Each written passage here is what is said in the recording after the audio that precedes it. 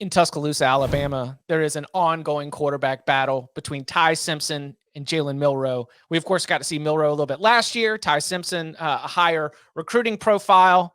But, Danny, is there a door number 3?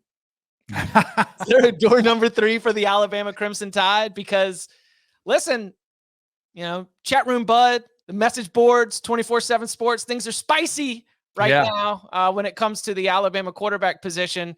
Do you think that either of the quarterbacks that are there currently suiting up for the Crimson Tide, do you think that any one of them will be able to put this buzz to bed with a good performance? I have heard wild rumors before, and you know what? Some of them have consisted of, Jim Harbaugh is coming back to Michigan, and they come true. And then there's been other and there are a bunch of them that start off and you're like, no, really? And then it happens. So the rumors that are out there, and these are totally rumors, nothing, I don't think there's any validity to it, but if somebody puts it in a chat room, it's worthy of discussion. But I think you could start to connect the dots and say, and that's a lot of times what we can do is say, all right, well, Tyler Van Dyke, and it was funny. I just went back and looked at a mock draft from right after last year's draft, and Tyler Van Dyke was a top 5 mock draft guy last year based on his first year starting in Miami. It was awesome. He was that good, and that was the perception of him. Then the coach that he was coaching for leaves. The coordinator that he was coaching for leaves, comes back, doesn't play, the team doesn't do well, 5-7. It's not great. He gets dragged a little bit by his own fans for just speaking truthfully about the stadium situation.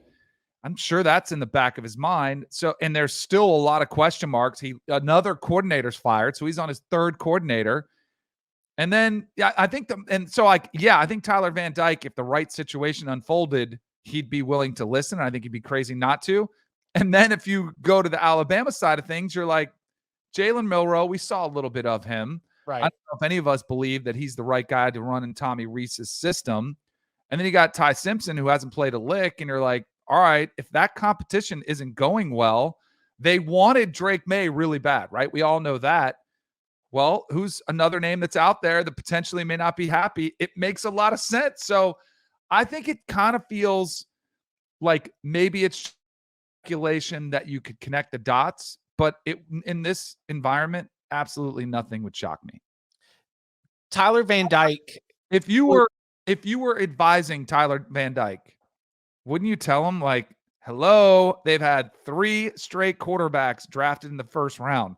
You will compete for a national championship. You will make more money. You'd be crazy not to at least entertain the idea. I'm so reckless that I'm going around looking for Tyler Van Dyke's response here, and I find a fake Tyler Van Dyke Twitter account that says I'm 100% committed. And now I'm thinking about the Miami fan creating the fake Tyler Van Dyke Twitter account to be able to say, don't worry, guys, everything's cool. Because, look, this absolutely could be just rumors. But there are rumors on the Miami side of things. There's real concern right now. And so if I was advising Tyler Van Dyke, I would say you have to listen. Right? And I would also say, if there's nothing to this, you almost do need the real Tyler Van Dyke account needs to step up quickly before these rumors run rampant. That is what I'm looking for. I'm looking for him to come out and be able to say, listen, we've got a platform for athletes unlike anything else. If there's nothing to this, because you know what else was a crazy rumor that I heard on a summer day? That USC and UCLA were joining the Big Ten. Right. I said, no way. And 4 hours Texas later, SEC, same thing. All of a sudden it goes. So if you're a Miami fan, I'm sure you were very interested in that.